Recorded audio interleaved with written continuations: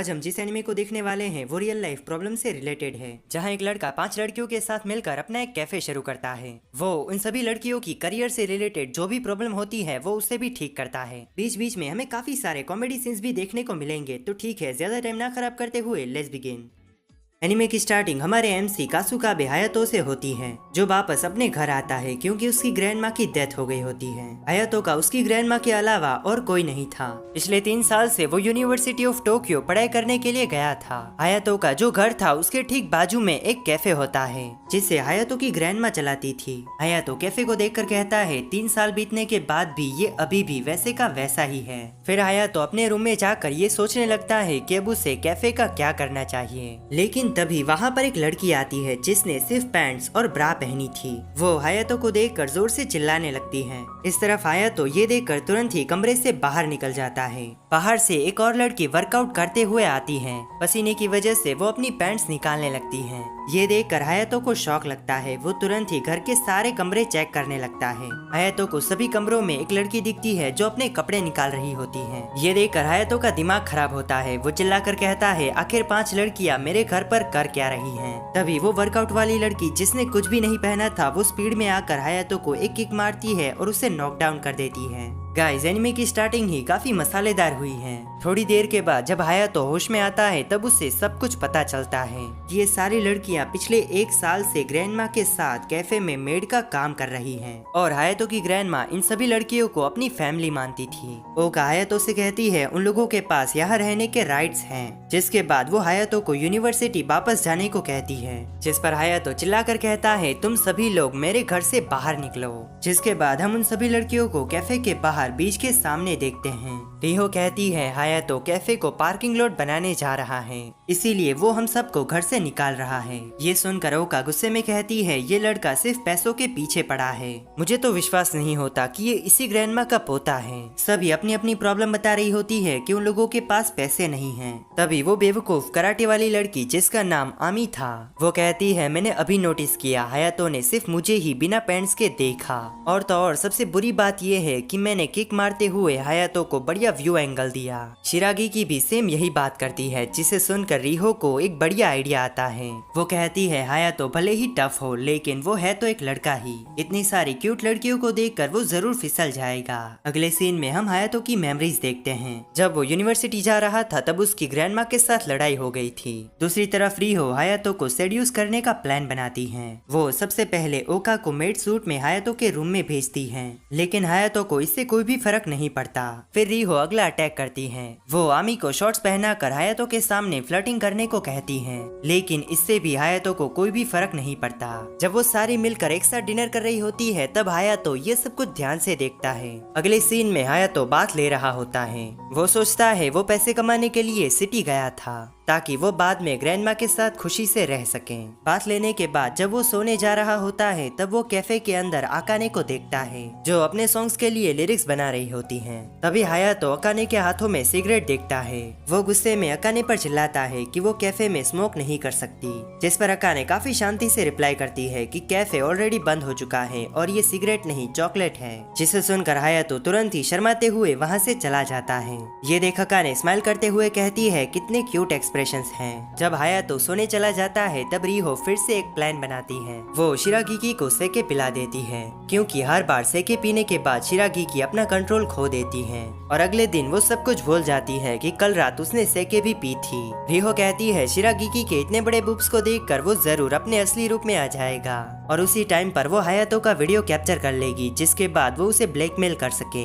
लेकिन and time पर आमी वहाँ जाती है जो रिहो का सारा प्लान खराब कर देती है। वो सबसे पहले शिरागिकी को कमरे से बाहर फेंकती है एंड जिसके बाद वो हायातो की पिटाई करना शुरू कर देती है, जबकि इन सब चीजों में बेचारे हायातो की कोई भी गलती नहीं थी। जिसके अगले दिन कैफे को देखने 2 लोग आते हैं। उसका एक सेक्रेटरी गलती से कैफे का बोर्ड साइन नीचे गिरा देता है। इस तरफ वो पांचों काफी निराश हो जाती हैं, जिसे देख हायातो को उसकी ग्रैंडमा के वर्ड्स याद आते हैं। ग्रैंडमा ने कहा था कैफे में आने वाले हर एक कस्टमर उन लोगों की फैमिली है। सेक्रेटरी उस बोर्ड साइन को फेंकने जा रहा होता है, लेकिन तभी हायातो उसे रोकते हुए कहता है ये मुझे चाहिए। ये देख शिरागी की कहती है हायातो भी कैफे बेचना नहीं चाहता।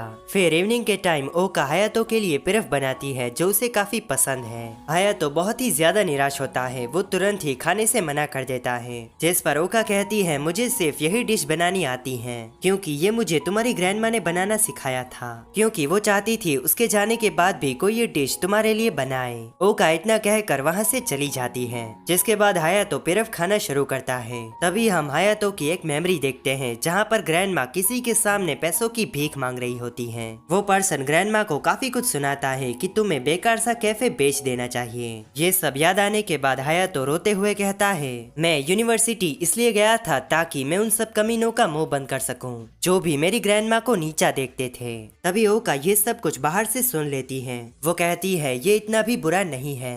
खाना खाने के बाद जब हायातो अपनी डिश को साफ करता है तब वो ओका से पूछता है क्या मेरी ग्रैंडमा भी तुम लोगों के साथ बैठकर खाती थी जैसा मैंने कल देखा था। जिस पर ओका हाँ कहती है कि वो सभी लोग साथ में बैठकर हंसी मजाक करते हुए डिनर करते थे। जिसके बाद हायातो आगे पूछता है वो मरने से पहले कैसी थी। ओका बताती है डिनर करने के बाद ग्रैंडमा हंस कर थक गई थी, इसीलिए वो थोड़ी देर तक टेबल के नीचे सो गई, लेकिन बाद में जब वो उसे उठाने गई तब तक वो चली गई थी। ये सुनकर हायातो स्माइल करते हुए कहता है वो जाते हुए भी अपनी फैमिली के साथ काफी खुश थी। हायातो डिसाइड करता है वो 1 साल तक यूनिवर्सिटी छोड़कर कैफे चलाएगा। जहां उसे अच्छा रिजल्ट नहीं मिला तो वो कैफे की जगह पर पार्किंग लॉट बना देगा। वो सभी से कहता है जिसको भी यहाँ रहना है उसे कैफे में काम करना पड़ेगा। ये सुनकर ओका कहती है इसका मतलब तुम भी हमारे साथ रहने वाले हो। जिस पर हायातो रिप्लाई करता है ये मेरा घर है, अगर तुम्हें कोई दिक्कत हो तो जाओ यहाँ से। ये सुनने के बाद सभी हायातो की कंडीशन एक एक करके मान लेती है। जिसके बाद हायातो सभी को अपना इंट्रोडक्शन देने को कहता है। सबसे पहले आमी अपना इंट्रो देती है कि वो हाई स्कूल के 2nd ईयर में है। फिर रीहो और शिरागी की कहती है वो दोनों सेम यूनिवर्सिटी में पढ़ती हैं। जिसके बाद अकाने कहती है वो 19 साल की है और अभी जॉब की तलाश में है। ओका भी सेम वैसा ही कहती है कि वो 19 साल की है और अभी बच्चों को पढ़ाती है। यानी कि आमी को छोड़कर जितनी भी लड़कियां हैं वो सभी हायातो से उम्र में बड़ी हैं। ये होने के बाद हायातो सभी को रूम और कैफे की सफाई करने को कहता है, क्योंकि ग्रैंडमा के जाने के बाद कैफे कितने दिनों से बंद पड़ा था। लेकिन वो सभी हायातो के सामने बहाने बनाने लगती हैं। वो कहती है जब ग्रैंडमा जिंदा थी तब वो उन लोगों के सारे काम करती थी। रीहो हायातो से कहती है तुम बिल्कुल भी अपनी ग्रैंडमा जैसे नहीं हो। जिसके बाद वो सभी आपस में ही अपने पुराने दिनों के बारे में बातें करने लगती हैं। ये सब देखकर हायातो कहता है ऐसा लगता है तुम लोगों ने ही ग्रैंडमा को जल्दी ऊपर भेज दिया है। ये सुनने के बाद वो सभी चुप हो जाती हैं। तभी शिरागी की कहती है उसे कुकिंग करना पसंद है और वो सफाई भी ठीक ठाक कर लेती है। शिरागी की वैसे तो काफी क्यूट और भोली है, लेकिन सेके पीने के बाद उसके अंदर का शैतान जाग जाता है। ये सब सुनने के बाद हायातो सभी से कहता है वो लोग घर की सफाई से शुरू करेंगे, लेकिन सफाई के दौरान हायातो का पूरा टाइम सभी पर नजर रखने में ही चला जाता है। जहां ओका ऊपर की सीढ़ियां साफ कर रही होती है तब नीचे से रीहो को उसकी पैंट्स दिखती हैं। रीहो ओका से कहती है हायातो तुम्हारी पैंट्स देख रहा है। जिसे सुनकर ओका का बैलेंस बिगड़ जाता है, वो सीधी चिल्लाते हुए हायातो पर गिरती है। इसके अलावा हायातो का आधा टाइम आमी को संभालने में ही चला जाता है। जब हायातो मशीन में से ओका की ब्रा सुखाने के लिए निकालता है तब वो सभी उसे गंदी नजरों से देखने लगती हैं। इस तरफ हायातो को कुछ भी समझ में नहीं आ रहा था। आखिर में हायातो अकेले ही कैफे साफ कर रहा होता है। तभी शिरागी की डिनर रेडी करके हायातो को बुलाने आती है। हायातो उसे मना कर देता है कि अभी थोड़ी सफाई बाकी है, लेकिन शिरागी की डिनर के लिए फोर्स करती है कि कुछ भी हो जाए उन लोगों को साथ में खाना है, क्योंकि यही ग्रैंडमा की आखिरी विश थी। हायातो जब सभी के साथ डिनर करता है तब वो अंदर से खुशी महसूस करता है, क्योंकि पिछले 3 साल से उसने किसी के साथ भी डिनर नहीं किया था। अगले दिन हायातो सभी को उसकी बनाई हुई कॉफी को रिव्यू देने को कहता है, क्योंकि कैफे शुरू करने से पहले वो कॉफी बनाने की थोड़ी प्रैक्टिस करना चाहता था। हायातो को विश्वास था कि उसकी कॉफी टेस्ट में जरूर अच्छी होगी, क्योंकि वो बचपन से ही ग्रैंडमा को कॉफी बनाते हुए देखता आ रहा है। टेस्ट करने के बाद किसी को भी कॉफी अच्छी नहीं लगती। वो सभी यही कहती है कॉफी का टेस्ट काफी वीक है। इस तरफ हायातो को इस बात पर विश्वास नहीं होता। तभी अकाने कहती है वो इस चीज को कैफे में नहीं बेच सकते। जिसके बाद वो आगे कहती है एक पढ़ाकू कैफे का ओनर जो घटिया कॉफी बनाता है। ये सुनने के बाद हायातो को अंदर से बेइज्जती फील होती है। जिसके बाद वो पूरे दिन बार बार कॉफी बनाकर टेस्ट करता है, लेकिन उसे वो टच नहीं मिलता जिस तरीके से ग्रैंडमा कॉफी बनाती थी। काफी रात हो जाती है। हायातो ने अभी भी डिनर नहीं किया होता। उसके दिमाग में अभी भी अकाने की आवाज गूंज रही होती है। ये सोचकर ही हायातो गुस्से में कहता है वो ब्लॉन्ड हेयर वाली चिक ने मेरा दिमाग खराब करके रखा है। तभी अकाने हायातो को चुप रहने को कहती है कि वो डिस्टर्ब हो रही है। हायातो को ये पता ही नहीं था कि पिछले 1 घंटे से अकाने कैफे में बैठकर लिरिक्स लिख रही है। वो सोचता है अपने बारे में इतना सब कुछ सुनने के बाद भी वो चुपचाप बैठी है। सच में ये लड़की रियल डील लगती है। तभी अकाने हायातो को कुछ पैसे देती है और कहती है वो हॉट कॉफी बनाने के लिए मशीन यूज कर रही है। हायातो गुस्से में अकाने को उसके लिए भी कॉफी बनाने को कहता है, क्योंकि हायातो ने जो कॉफी बनाई थी उसको अकाने ने घटिया बताया था। ये सुनकर अकाने कहती है अगर तुम किसी से भी फेवर मांगो तो उसमें प्लीज कहना चाहिए। इस तरफ हायातो गुस्से में कह देता है कि उसे कॉफी नहीं पीनी, लेकिन फिर भी अकाने हायातो के लिए कॉफी बनाती है। काफी नोकझोंक के बाद हायातो कॉफी को टेस्ट करता है, जिसके बाद वो तुरंत ही अकाने के पास जाकर कहता है क्या तुम्हें कॉफी बनाना ग्रैंडमा ने सिखाया है।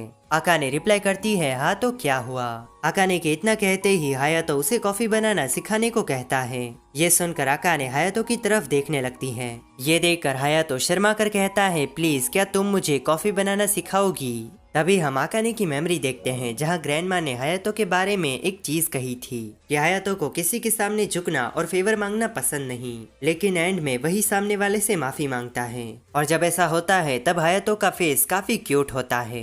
अकाने हायातो को देखकर कहती है कितना क्यूट है। ये सुनकर हायातो वहाँ से जाने लगता है। तभी अकाने हायातो को रोकती है कि वो उसे कॉफी बनाना सिखाएगी। हायातो के दिमाग में ये चल रहा होता है कि ये लड़की कब से मेरा मजाक बना रही है। वो अकाने की स्माइल को क्यूट बताता है ताकि वो भी अकाने का मजाक उड़ा सके, लेकिन ये सुनने के बाद अकाने हायातो को थैंक्स कहती है। ये देखकर हायातो गुस्से में कहता है तुम्हें थोड़ा तो शर्माना चाहिए था। कॉफी सीखने के बाद जब हायातो बात ले रहा होता है तब वो अकाने की बताई सारी चीजों को याद करता है।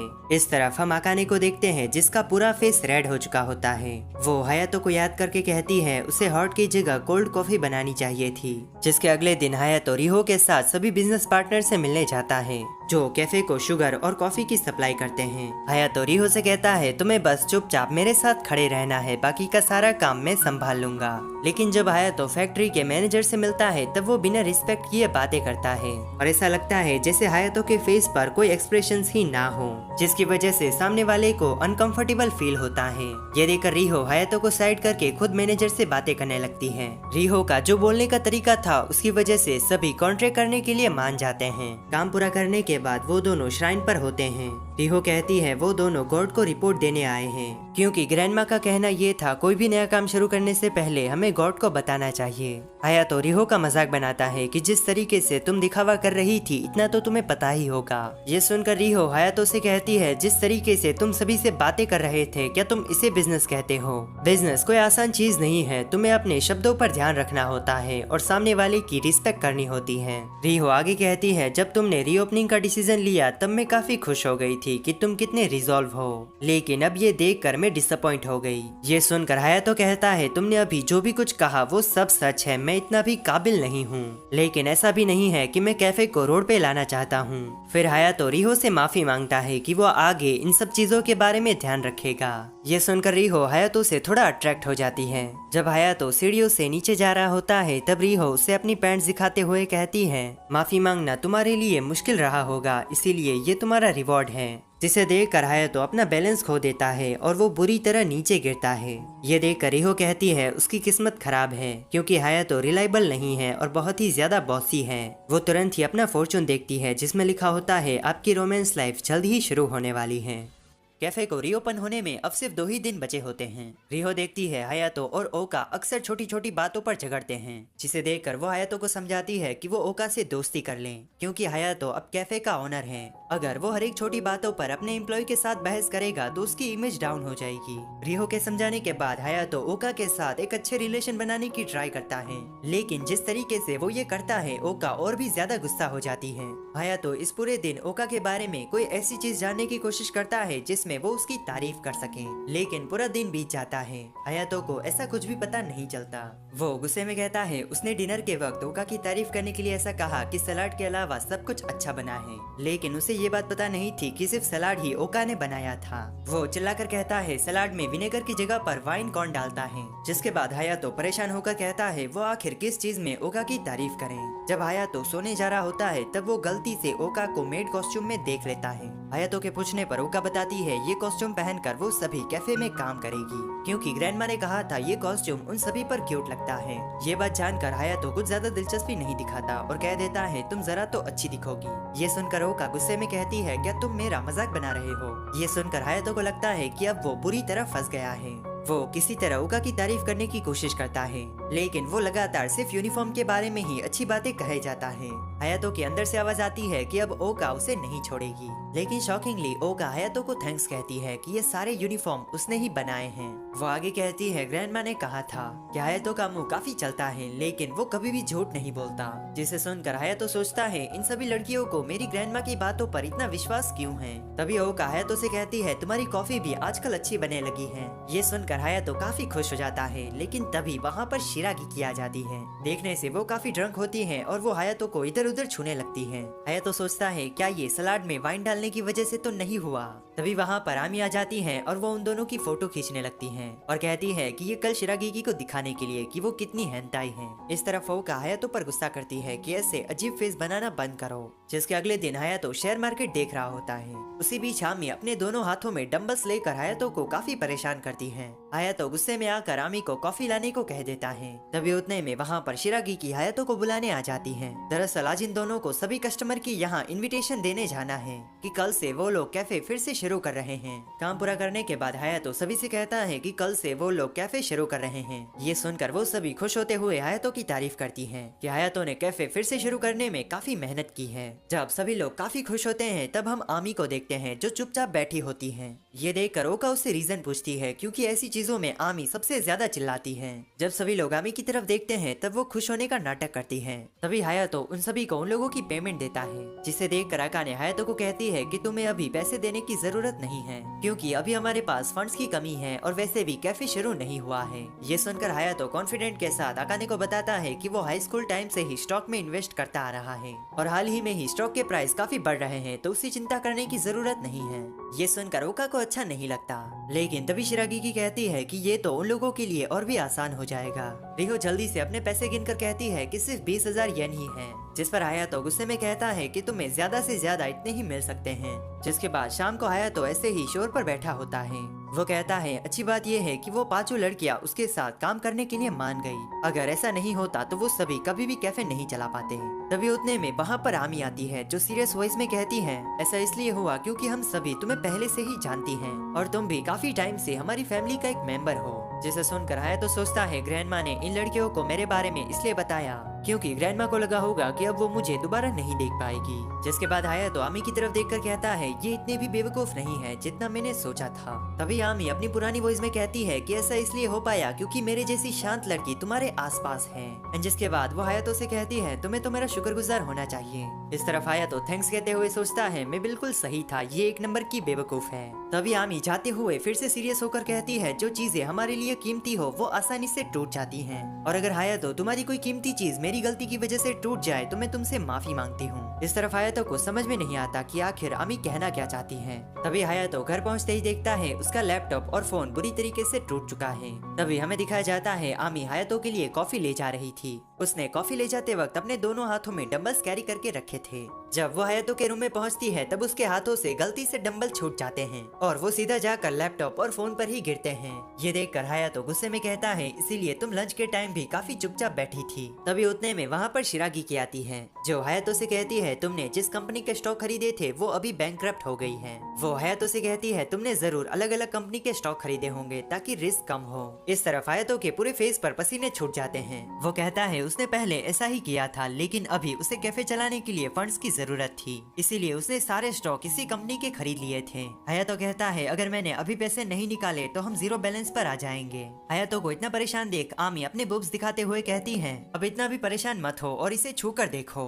इस तरफ हायातो बहुत ही गुस्से में आमी के बाल खींचने लगता है। वो कहता है इसी तरह जीरो बैलेंस पर हमने कैफे की रीओपनिंग की। अगले दिन सभी लोग रेडी हो जाते हैं। हायातो कहता है एक राउंड में उसे सिर्फ 2 वेट्रेस की ही जरूरत होगी, लेकिन आज पहला दिन है इसीलिए अगर तुम पांचों एक साथ काम करोगी तो थोड़ा बड़ा इम्पैक्ट पड़ेगा। तभी रिहो हायातो को समझाती है कि यहाँ आने वाले हर एक कस्टमर एक जैसे नहीं होंगे, लेकिन फिर भी तुम्हें सभी के साथ अच्छे से बात करनी होगी। ये सुनकर हायातो चिढ़ जाता है कि मैं कोई बच्चा नहीं हूँ। उतने में कैफे के बाहर कुछ कस्टमर्स आ जाते हैं। इसके अलावा आसपास के जो कैफे के ओनर होते हैं वो वो भी कॉफी पीने के लिए आते हैं, जिसे देखकर वो पांचों उन लोगों का एक साथ स्वागत करती हैं। कस्टमर्स को कॉफी का टेस्ट बहुत ही अच्छा लगता है। ये देखकर शिरागी की खुश होते हुए कस्टमर से कहती हैं, इस कैफे के जो पिछले ओनर थे ये उसका ही पोता है। जिसे सुनकर कस्टमर्स खुश होते हुए कहते हैं कि वो दोबारा यहाँ जरूर आएंगे। सब कुछ बढ़िया चल रहा होता है, तभी वहाँ पर एक ओल्ड मैन आता है, जिसे देखकर हायातो सोचता है ये वही पर्सन है जिसके सामने अक्सर ग्रैंडमा माफी मांगा करती थी, और ये जब भी पैसे लेने आता था तब वो ग्रैंडमा की बेइज्जती करता था। दरअसल जब हायातो छोटा था तब ग्रैंडमा ने कैफे चलाने के लिए इस पर्सन से कुछ पैसे उधार लिए थे।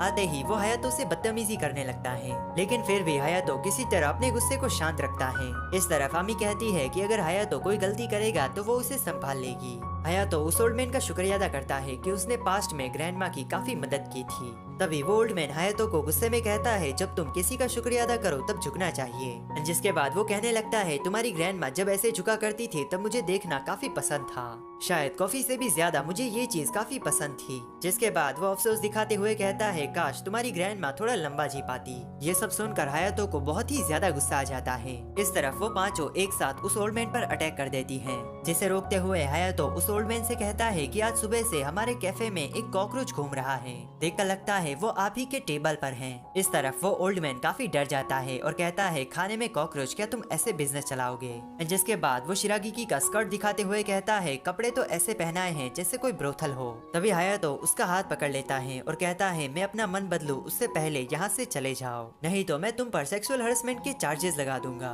इस तरफ बाकी कस्टमर्स भी हायातो का सपोर्ट करने लगते हैं, जिसे देखकर वो ओल्ड मैन गुस्सा करते हुए कैफे से चला जाता है। हायातो शिरागी से माफी मांगता है कि वो सच में उसे सबक सिखाना चाहता था। इस तरफ शिरागी हायातो को थैंक्स कहती है कि वो बिल्कुल ठीक है। तभी रिहो हायातो से माफी मांगती है, क्योंकि उसने ही हायातो को कूल रहने का लेक्चर दिया था, लेकिन एंड में उसने ही इस चीज को फॉलो नहीं किया।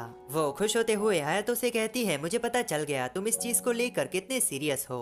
इस तरफ शिरागी हायातो को देखकर सोचती है, पिछले 15 सालों में हायातो जरा भी नहीं बदला। अब कैफे शुरू किए थोड़े दिन बीत जाते हैं। हायातो देखता है धीरे धीरे कस्टमर्स कम होने लगे हैं, जिसे देखकर हायातो परेशान हो जाता है। वो सभी से कहता है कि अब उन लोगों को एक सरप्राइज अटैक करना होगा, जिसे सुनकर ओका और बाकी सभी समझ नहीं पाती कि आखिर हायातो कहना क्या चाहता है। जिस पर हायातो समझाता है कि आने वाले फेस्टिवल में वो लोग अपने कैफे के स्टॉल शुरू करने वाले हैं, और इसे करने के लिए उसे 2 टीम बनानी होगी, जिसमें से एक टीम स्टॉल को संभालेगी और दूसरी कैफे को। जिसे सुनकर ओका काफी खुश होते हुए कहती है, तो फिर मैं फेस्टिवल की थीम के हिसाब से यूनिफॉर्म को अपडेट करना शुरू करती हूँ। तभी शिरागी कहती है, उन लोगों को फेस्टिवल की थीम के हिसाब से कोई नई डिश ऐड करनी होगी। जिसे सुन के हायातो सीरियस होकर कहता है कि यही उन लोगों का सीक्रेट वेपन होगा। इस तरफ ओका गुस्से में कहती है, क्या तुम बार बार ऐसे शब्दों का इस्तेमाल करना बंद करोगे?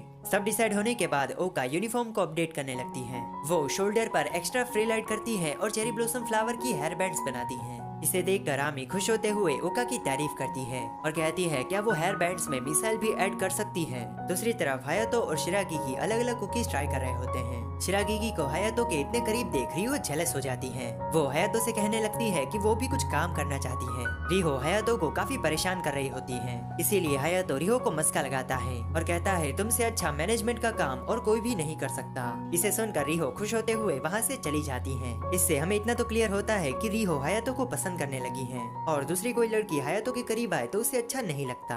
हायातो और शिरागी जब काम कर रहे होते हैं तब हायातो उसे ऐसे ही पूछ लेता है कि उसे इतना अच्छा खाना बनाना कहाँ से सीखा। जिस पर शिरागी कहती है, जब वो छोटी थी तब वो अपने डैड के साथ एक रेस्टोरेंट गई थी, जहाँ उसे काफी अच्छी स्मेल आ रही थी। ये सुनकर हायातो कहता है, क्या करी उदोन की? जिस पर शिरागी मना करते हुए कहती है, हायातो बिल्कुल तुम्हारे पसीने जैसी। ये सुनते ही हायातो काफी डर जाता है। वो अंदर ही अंदर सोचता है, क्या ये फिर से ड्रंक तो नहीं हो गई? तभी शिरागी अपनी टंग दिखाते हुए कहती है कि वो तो मजाक कर रही थी। ये सुनने के बाद हायातो को थोड़ी राहत होती है, लेकिन तभी शिरागी हायातो को हक करती है और कहती है कि अब वो और कंट्रोल नहीं कर सकती। इस तरफ हायातो काफी डरते हुए सोचने लगता है कि आखिर किस वजह से हुआ है। तभी हायातो सोचता है, चेरी ब्लॉसम फ्लेवर वाली कुकीज को जब वो लोग कुक कर रहे थे तब शिरागी ने कुछ ज्यादा ही उसकी स्मेल ले ली होगी। दरअसल चेरी ब्लॉसम के जो फ्लावर आते हैं उसमें भी कुछ % अल्कोहल होता है। तभी उतने में ये सब कुछ रिहो देख लेती है।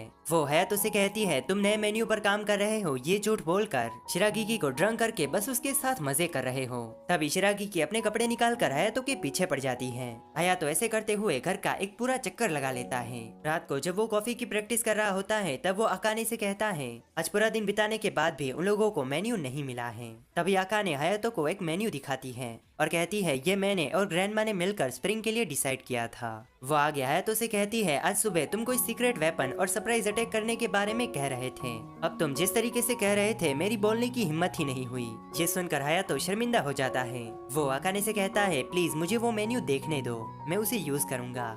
जिसके बाद हमें सीधा फेस्टिवल का दिन दिखाया जाता है। हायातो, ओका और आमी तीनों मिलकर स्टॉल को चला रहे होते हैं। दूसरी तरफ शिरागी की अकाने और रीहो तीनों कैफे पर होती हैं। हायातो उन लोगों को फोन करके पूछता है कि वहाँ सब कुछ कैसा चल रहा है, जिस पर शिरागी की बताती है फेस्टिवल की वजह से यहाँ काफी सारे कस्टमर्स आ रहे हैं। फोन रखने के बाद हायातो आमी से कहता है कि ओका इतनी देर क्यों लगा रही है। दरअसल बात कुछ ऐसी है, ओका थोड़ी देर पहले सो गई थी, इसीलिए वो फ्रेश होने के लिए वॉशरूम गई थी। लेकिन जब वो वापस आती है तब 3 लड़के उसे बीच में ही रोक देते हैं। ये देखकर हायातो बड़ी शांति से उन तीनों को समझाता है कि आप कस्टमर्स के आने का रास्ता रोक रहे हैं, लेकिन वो तीनों उल्टा हायातो पर गुस्सा करने लगते हैं और आमी को देखकर कहते हैं यहाँ पर एक और क्यूट लड़की है। तभी वहाँ पर पड़ोसी कैफे वाले आ जाते हैं। वो उन तीनों से कहते हैं कि अगर वो तीनों यहाँ से नहीं गए तो वो पुलिस को कॉल करेंगे, जिसे सुनकर वो तीनों गुस्सा करते हुए वहाँ से चले जाते हैं। जिसके बाद अगले सीन में हायातो और बाकी सभी रात को डिनर कर रहे होते हैं। हायातो उन सभी से कहता है कि आज हमारा अच्छा प्रॉफिट हुआ है, बस ऐसे ही हमें कल भी मोमेंटम बना के रखना है।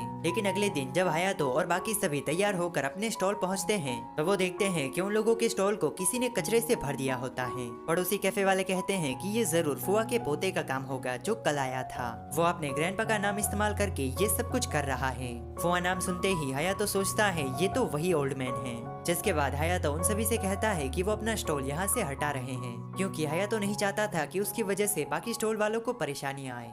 जब वो लोग स्टॉल साफ करके कैफे जा रहे होते हैं तब ओका काफी निराश होती है।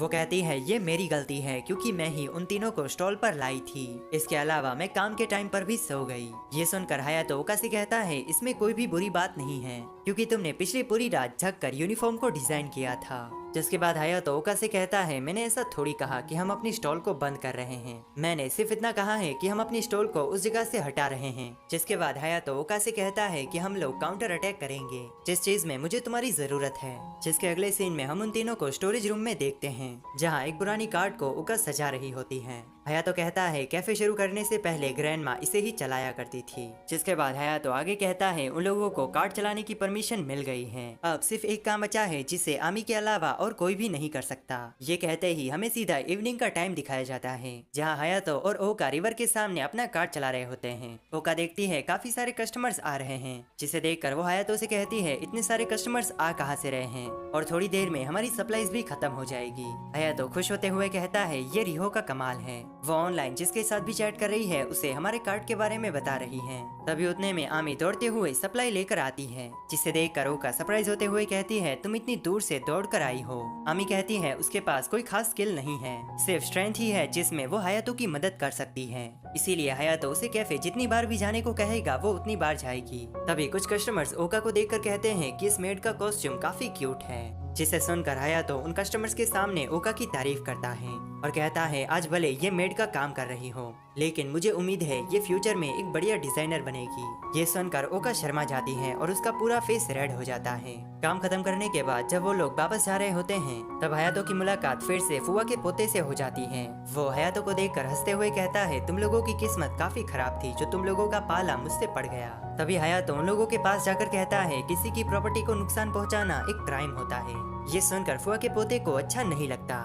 वो हायातो को एक पंच मारकर गिरा देता है और कहता है मेरे ग्रैंडपा के पुलिस के साथ भी कनेक्शंस हैं। पंच खाने के बाद हायातो कहता है जब कोई सामने वाला आपके साथ ऐसा करता है तब आपके पास सिर्फ एक ही रास्ता बचता है और वो है सेल्फ डिफेंस। हायातो के इतना कहते ही ओका एक को किक मारकर नीचे गिरा देती है। जिसके बाद वो गुस्से में कहती है उसका मिशन ही यही है कि किसी बुरे पर्सन को ढूंढना और जब तक वो हायातो पर अटैक ना करे तब तक उसे देखते रहना। इतना कहते ही वो दूसरे पर्सन को भी एक जोरदार किक मारती है और वो अटैक इतना स्ट्रॉन्ग था कि सामने वाले की नोज से ब्लीड होने लगती है। लेकिन तभी अचानक आमी थक जाती है। ये देखकर हायातो कहता है ये दौड़ने की वजह से हुआ होगा। मौका देख फुआ का पोता आमी पर अटैक करता है, लेकिन तभी आमी फ्लावर बैंड में से 2 फ्लावर्स की नोट को निकाल देती है और जोर से चिल्लाती है मिसाइल लॉन्च। और ये इतना तेज था कि ये सीधा सामने वाले की आंख पर जाकर लग जाते हैं। जिसके बाद आमी फुआ के पोते को एक जोरदार पंच मारकर नॉकडाउन कर देती हैं। इस तरफ हायातो और ओका ये देखकर शॉक में होते हैं कि यहाँ पर चल क्या रहा है। इस तरफ ओका कहती है, आमी ने ही मुझे ये मिसाइल बनाने को कहा था,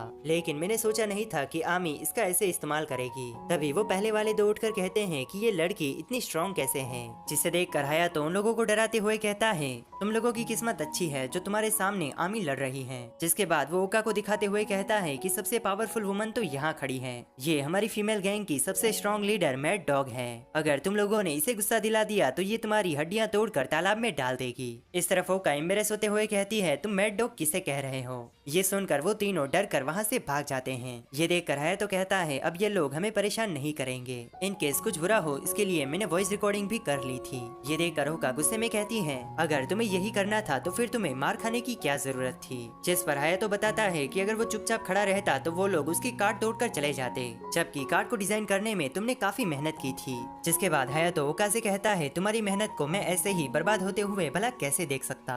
ये सब सुनकर ओका हायातो से अट्रैक्ट हो जाती है। वो गुस्से में कहती है, तो फिर तुम्हें आमी की जगह पर खुद लड़ना चाहिए था। जिस पर हायातो हंसते हुए कहता है कि यही तो हमारी लीडर मैड डॉग है। जिसे सुनकर ओका गुस्से में कहती है कि मुझे उस नाम से मत बुलाओ। इस तरफ आमी चिल्लाती है, जल्दी घर चलो, मुझे भूख लगी है। फेस्टिवल की वजह से अब ज्यादा कस्टमर्स आने लगते हैं। उसी बीच हायातो देखता है रिहो पहले से ज्यादा काम कर रही है। वो दिन रात अपने सोशल मीडिया में कैफे को प्रमोट करती है। इसके अलावा कॉलेज से आने के बाद वो तुरंत ही वेट्रेस का काम करने लगती है। उसी बीच एक रात हायातो रिहो से पूछता है कि वो कैफे को लेकर इतनी मेहनत क्यों कर रही है। जिस पर रिहो कहती है कि आज वो जो भी कुछ है वो इस कैफे की वजह से है, इसीलिए वो किसी भी हाल में ग्रैंडमा के खातिर इस कैफे को चलाना चाहती है।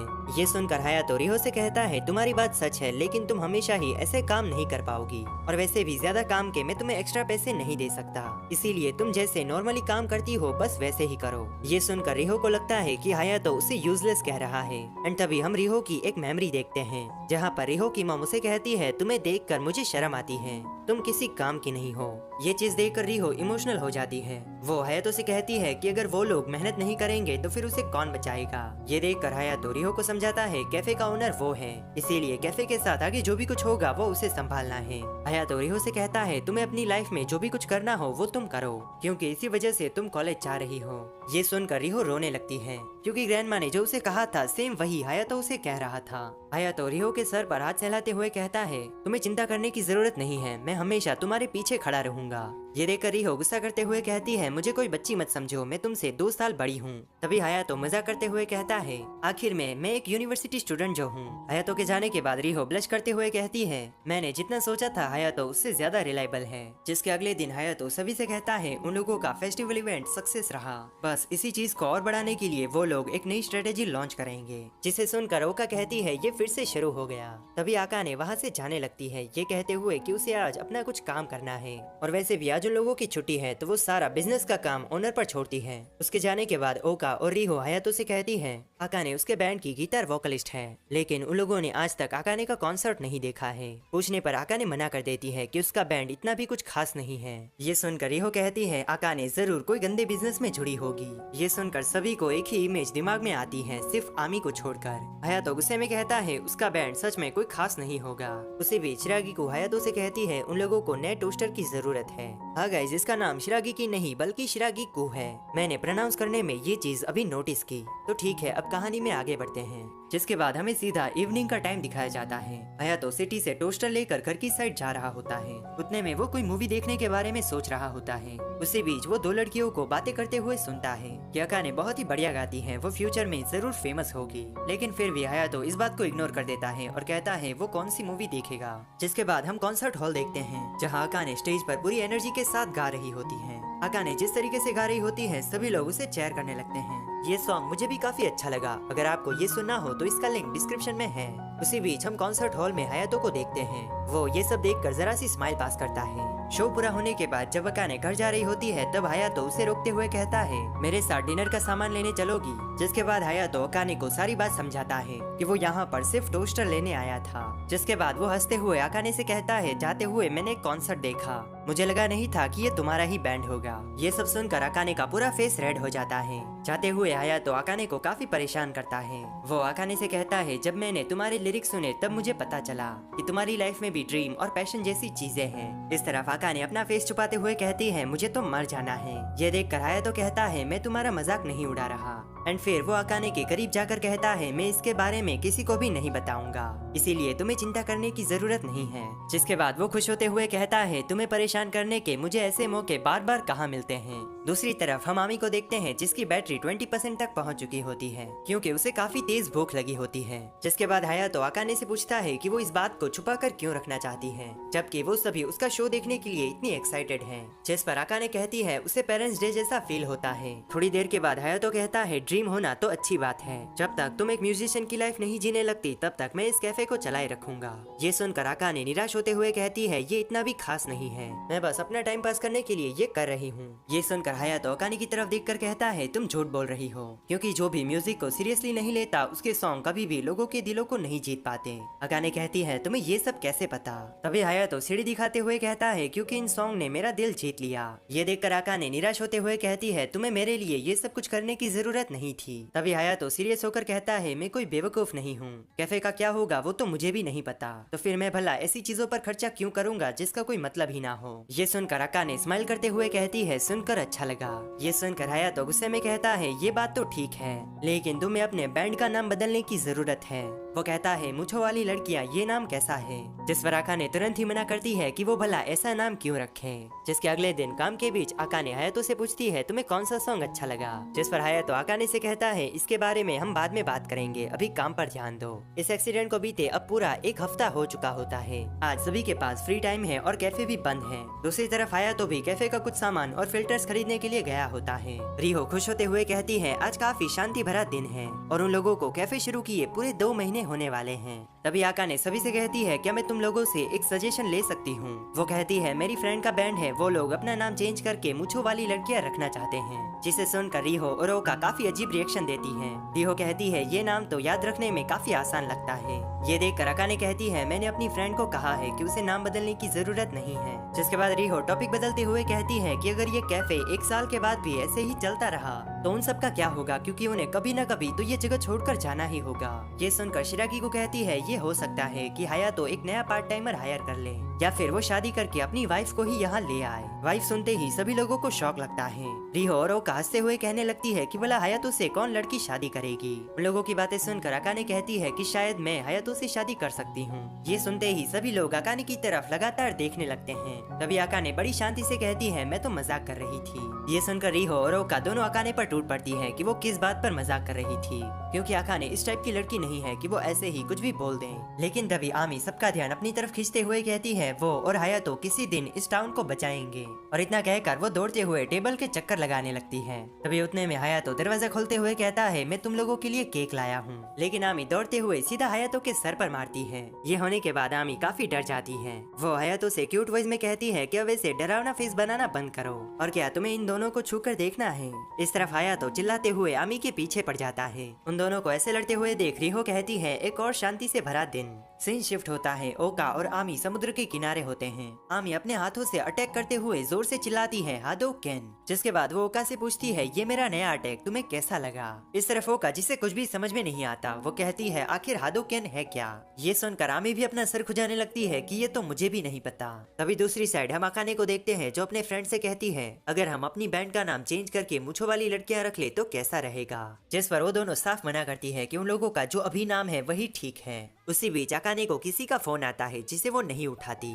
थोड़े दिन बीतने के बाद ओका हायातो के पास जाकर कहती है, आमी पहले से काफी बदल गई है, जैसे वो कोई शांत और भोली भाली लड़की हो। ये सुनकर हायातो कहता है, ये तो अच्छी बात है, लेकिन तुम्हें नहीं लगता तुम कब से आमी की बेइज्जती कर रही हो? ये सुनकर ओका कहती है, मुझे बस उसकी चिंता है, अगर गलती से आमी के सर पर चोट लग गई होगी, जिसकी वजह से वो ऐसी हो गई हो, तो उन लोगों को जल्दी आमी को हॉस्पिटल ले जाना होगा।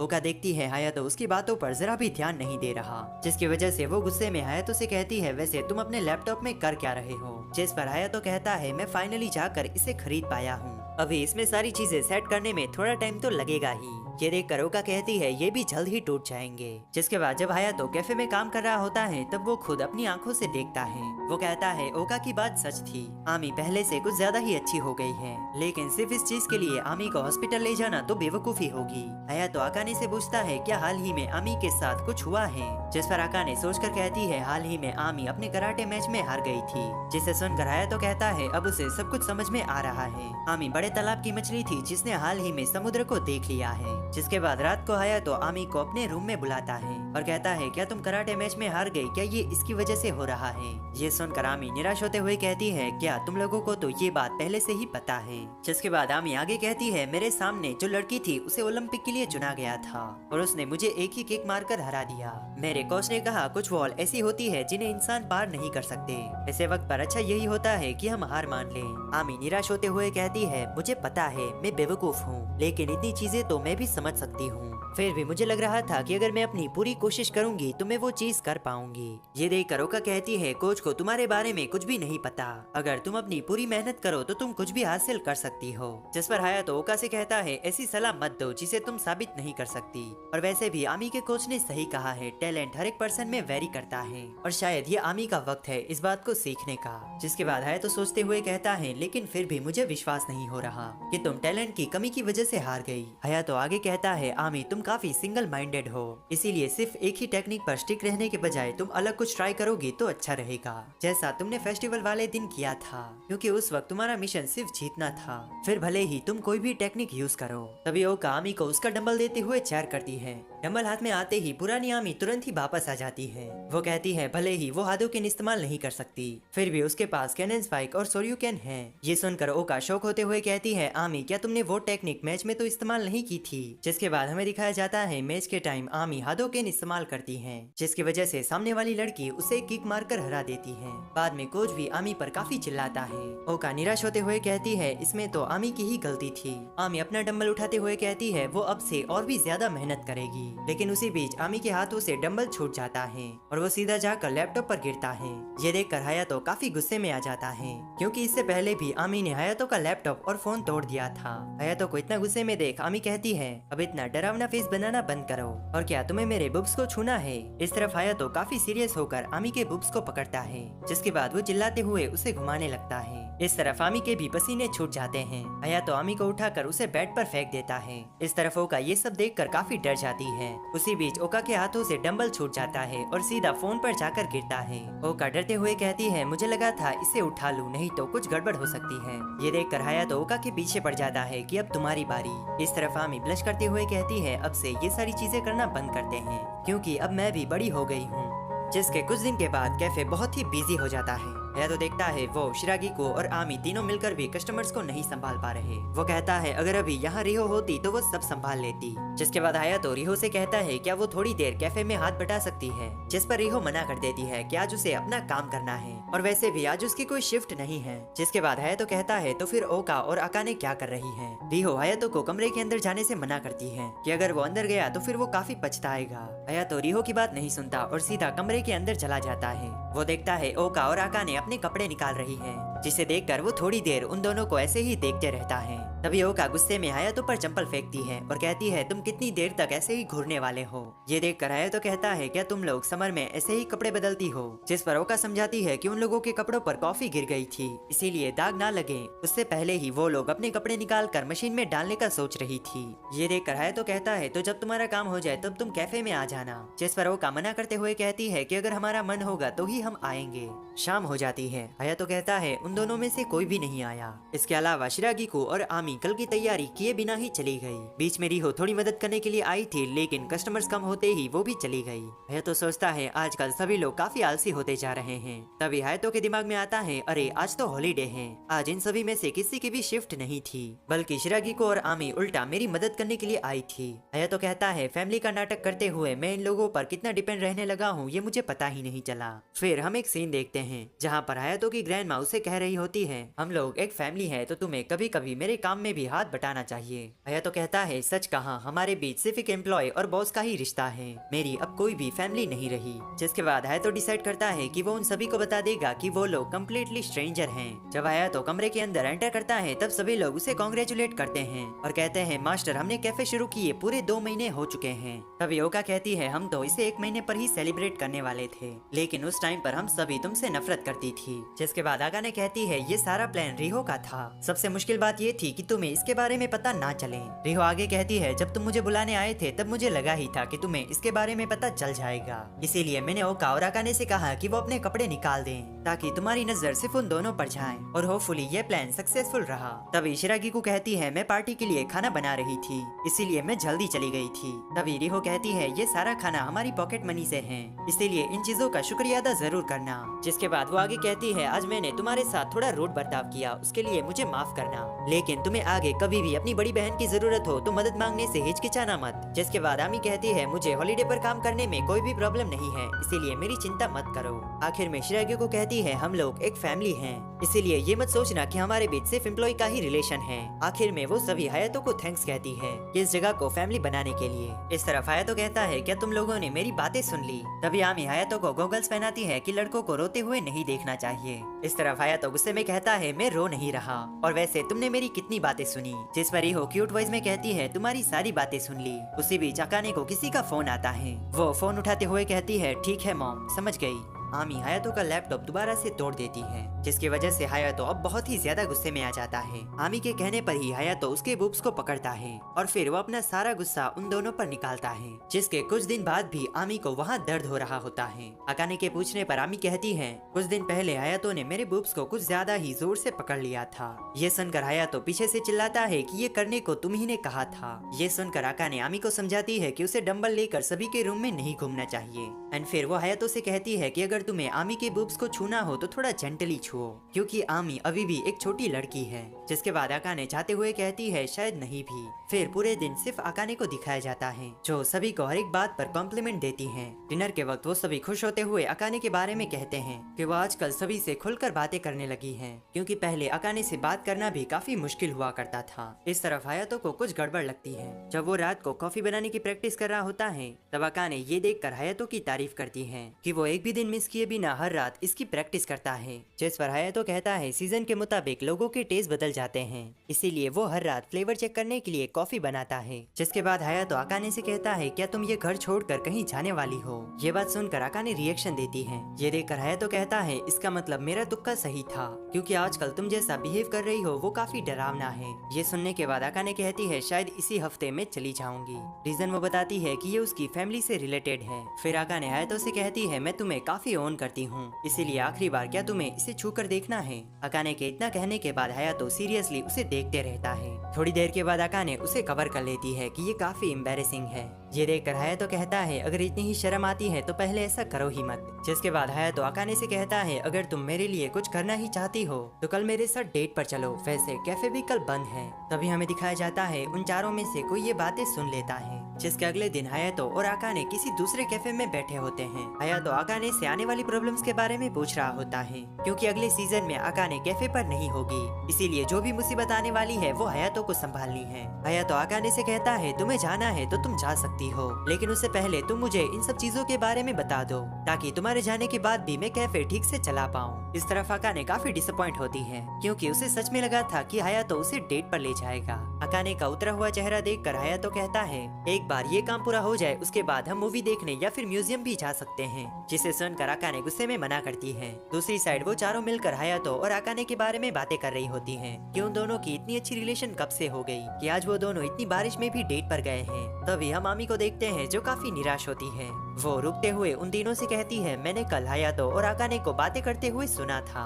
आमी के इतना कहते ही ये सीन यहीं पर कट होता है। काम पूरा होने के बाद हयातो और अकाने कैफे के रास्ते से अंदर आते हैं। हयातो अकाने से उसके लिए आखिरी बार कॉफी बनाने को कहता है ताकि वो उसका फ्लेवर नोट कर सके। कॉफी बनाते हुए अकाने हयातो से कहती है मैं किस लिए जा रही हूँ ये तुमने मुझे अब तक क्यों नहीं पूछा। जिसके बाद वो सोचकर कहती है सच कहा हम लोग सिर्फ फैमिली बनने का नाटक कर रहे हैं। आखिर तुम्हारा इन सब चीजों चीजों से कोई लेना देना नहीं है। ये सुनकर हयातो कहता है जब कोई फैमिली मेंबर हो क्या सिर्फ तभी ही ये चीजें पूछी जाती हैं। मेरा ऐसा है मैं किसी के भी विश के खिलाफ उससे जानने की कोशिश नहीं करता। अगर उसे मुझे बताना ही होगा तो वो खुद आकर मुझे बता देगा। ये सुनकर आकाने स्माइल करती है, जिसके बाद वो कहती है मैं एक काफी अमीर फैमिली से हूँ जो पिछले 200 सालों से अपना बिजनेस चलाते आ रही है। मेरे डैड अभी दुनिया में नहीं है। इसके अलावा मैं एक अकेली औलाद हूँ, इसीलिए सारा काम अब मुझ पर आता है। मेरी मॉम ने तो मेरे लिए एक लड़का भी ढूंढ लिया है जिसके साथ मैं शादी करके बिजनेस को संभालने वाली हूँ। फिर आकाने हंसते हुए कहती है मजाक की बात तो ये है कि मैंने उसे अब तक देखा भी नहीं। मैंने अपनी मॉम से 1 साल मांगा था ताकि मैं जो करना चाहती हूँ वो कर सकूँ।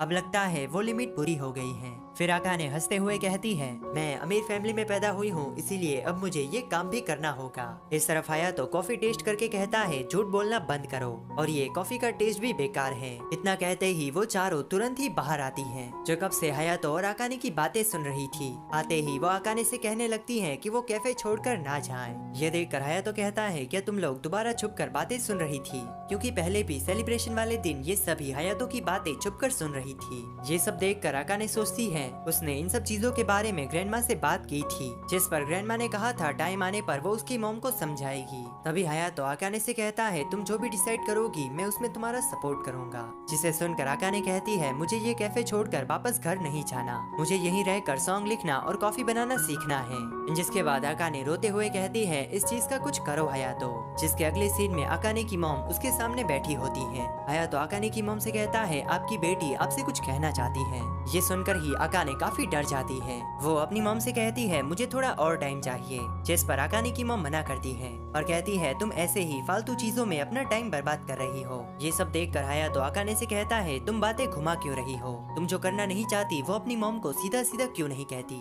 अगर तुम ऐसा ही बर्ताव करोगी तो तुम्हारी मॉम को और भी ज्यादा तुम्हारी चिंता होगी। तभी हम देखते हैं आकाने बचपन से ही अपनी मॉम से काफी डरती है, क्योंकि उसकी मॉम सभी चीजों को लेकर बहुत ही ज्यादा स्ट्रिक्ट है। ये सुनकर आकाने हयातो से कहती है तुम मेरी मॉम से बात क्यों नहीं करते, लगता है तुम भी मेरी मॉम को देखकर डर गए हो। ये सुनकर हयातो आकाने पर चिल्लाता है कि हम यहाँ पर किसकी लाइफ के बारे में बातें कर रहे हैं और मैं भला ऐसो की मदद क्यों करूँ जो अपनी मॉम से तक बात नहीं कर सकता।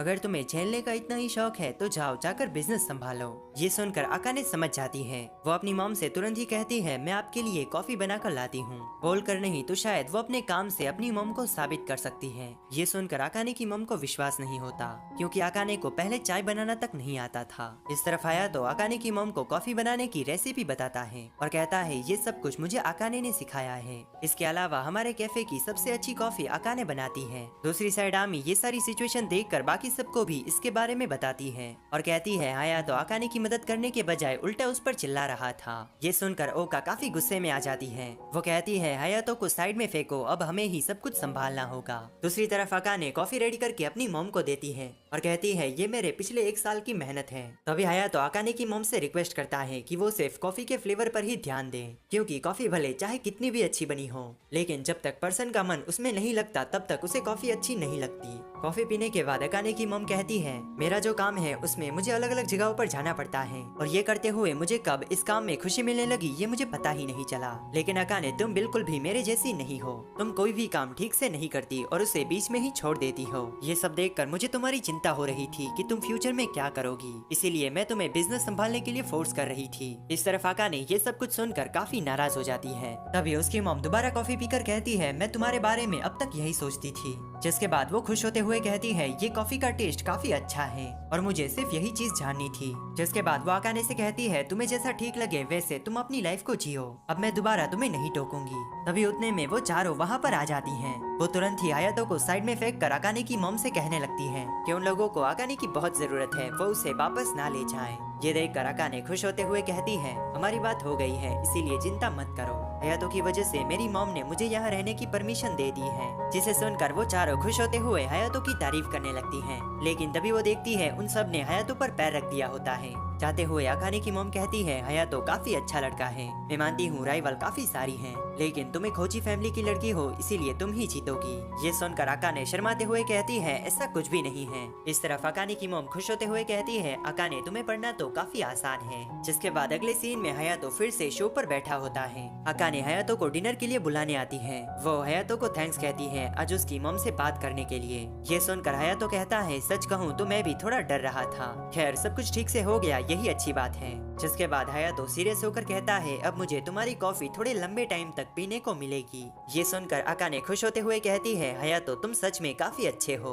जिसके बाद वो हयातो को हक करते हुए कहती है चिंता मत करो, मैं तुम्हारे लिए जिंदगी भर कॉफी बनाऊंगी। ये सुनकर हयातो तुरंत ही अकाने से दूर चला जाता है और कहता है अपने मास्टर का मजाक मत उड़ाओ और जल्दी से खाने चलो। हयातो को ऐसे बिहेव करते देख कर अकाने ब्लश करते हुए स्माइल करती है। जिसके अगले दिन हयातो उन सभी को उन लोगों की सैलरी देता है और कहता है समर आने वाला है, मैं बीच हट खोलने के बारे में सोच रहा हूँ क्योंकि समर में काफी सारे लोग बीच पर घूमने आते हैं, इसीलिए हमारा काफी अच्छा प्रॉफिट हो जाएगा। ये सुनकर सभी हयातो के साथ बीच हट पर काम करने के लिए मान जाती हैं। हयातो कहता है मैंने एक जगह रेंट पर ले ली है जहाँ मुझे बीच हट चलाने की परमिशन भी मिल गई है। ये सुनकर रिहो खुश होते हुए कहती है तो सबसे पहले उन्हें प्रमोटिंग से शुरू करना होगा। जिसके बाद नया मेन्यू और क्यूट यूनिफॉर्म का डिजाइन भी रेडी करना होगा। यूनिफॉर्म का नाम सुनते ही ओका अपने रूम से कुछ लेने चली जाती है। तभी शिरागी को क्यूट वॉइस में कहती है कि अगर वो लोग वाटरमेलन को भी अपने मेन्यू में ऐड करे तो कैसा रहेगा। ये सुनकर हयातो और रिहो खुश होते हुए कहते हैं ये तो काफी अच्छा आइडिया है। दूसरी साइड अकाने को दिखाया जाता है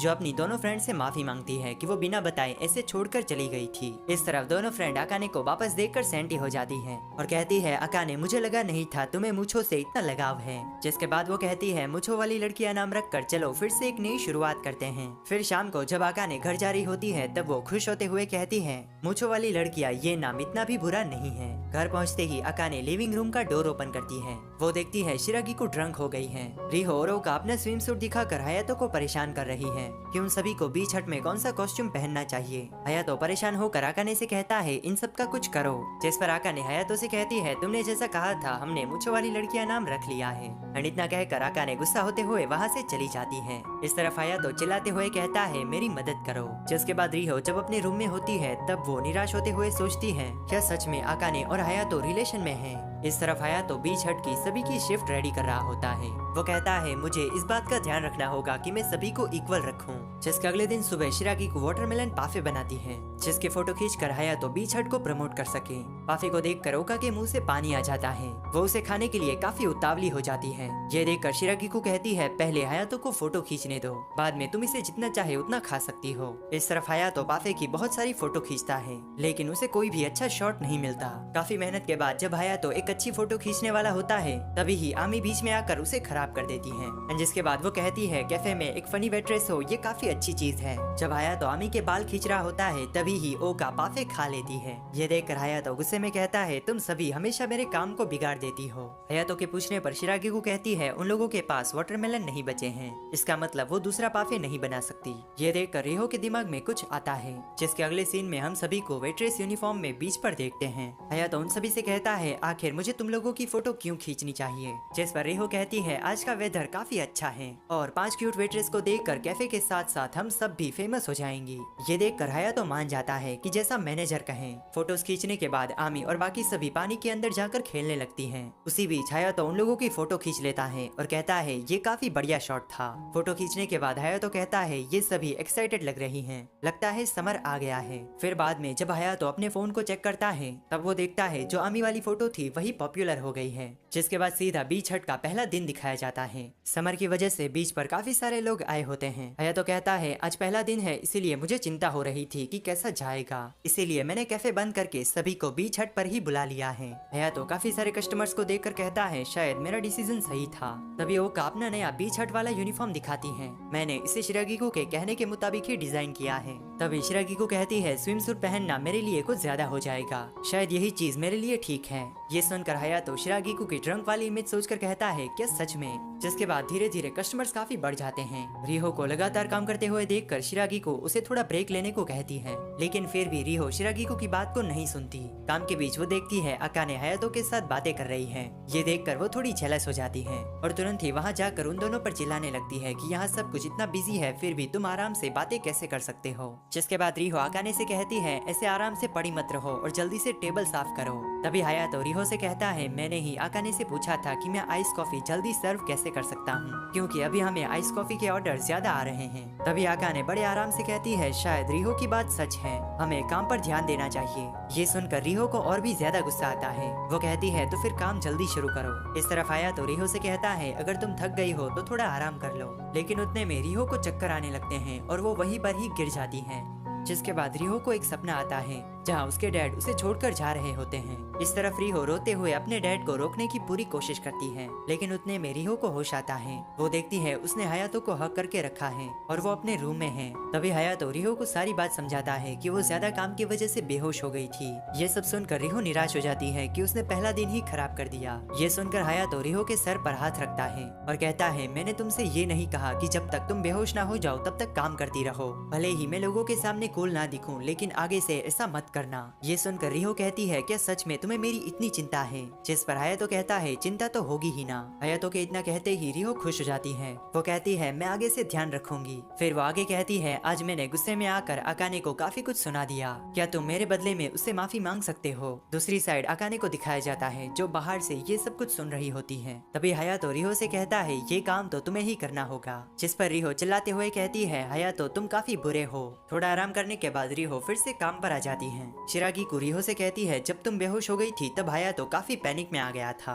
मैंने आज से पहले हयातो को ऐसा बिहेव करते हुए कभी नहीं देखा। ये सुनकर रिहो खुश होते हुए कहती है, ये कोई बुरी फीलिंग नहीं है, शायद मुझे हयातो का ठीक से शुक्रिया अदा करना चाहिए। जब रिहो हयातो से मिलने जाती है तब वो देखती है पहले से ही काफी सारी लड़कियां हयातो से इम्प्रेस हो गई हैं और वो सभी हयातो से लगातार उसका नंबर पूछ रही होती हैं। इस तरफ ये सब कुछ सुनकर हयातो भी थोड़ा पिघल जाता है। ये सब देखकर रिहो को बहुत ही ज्यादा गुस्सा आता है। वो तुरंत ही उन सभी लड़कियों को उसकी टेबल पर भेजती है, जिसके बाद वो हयातो पर गुस्सा करके वहाँ से चली जाती है। इस तरफ हयातो ये समझ नहीं पाता और कहता है, आखिर रिहो मुझ पर चिल्ला क्यों रही थी? दूसरी साइड कैफे में अकाने और ओका खाली बैठी होती है, क्योंकि बीच हट की वजह से कैफे में कस्टमर्स नहीं आते।